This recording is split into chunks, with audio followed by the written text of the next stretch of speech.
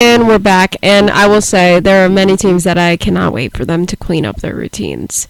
Man, Smoed looked really good, and a lot of teams, if they're hitting pretty good now, it's kind of a precursor on what their season is going to look like. And of course, one of my favorite teams, Lady Bullets, Elbot.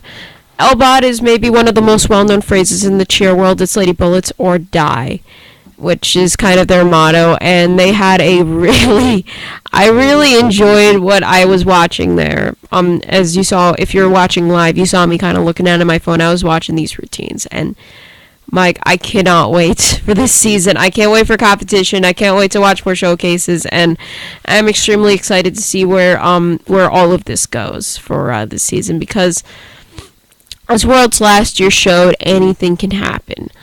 But on a little more of what I'd say is as a more depressing note, President Trump has publicly declared opioids as a health emergency, which, of course, everyone has seen the opioid epidemic going on, and of course, everyone knows it started with just the rise in use of pain meds for, a post-surgery, or if you were if you had a procedure done, if you get your wisdom teeth out, they're gonna give you some Vicodin, Oxycontin, all that stuff, instead of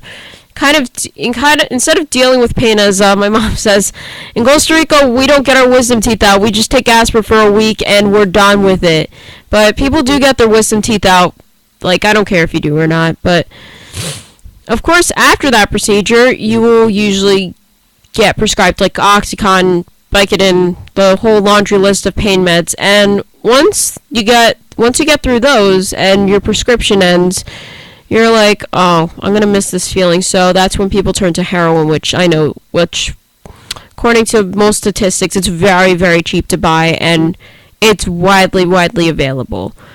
And nearly 100 people die from overdoses of opioids, whether they be getting Oxycontin illegally on the street, or they're getting heroin. And of course, the epidemic has affected a lot of areas, not just the inner cities, which is where people generally stereotype a drug epidemic to take place. It's affected rural areas where people generally won't have much to do, small towns. You're not near a major city where you could go do whatever. Heck, the suburbs too are hit very hard with the epidemic, because the people who could afford these prescriptions to these drugs after their surgeries, they're mostly middle class, upper middle class. They'll take the pills and they'll go on heroin. And I personally think that it's a great thing that the epidemic is getting more spotlight in the last few years. Hopefully it could be fixed up. And yeah, trust me, there's a long way to go on that. But let's be a little happier now. What else is going on in the world today? I'm not too sure, but we're going to take a break. Again, I'm still groggy. I just got over a cold, and I had a nice weekend, so I'm not going to talk a lot today. We'll be back.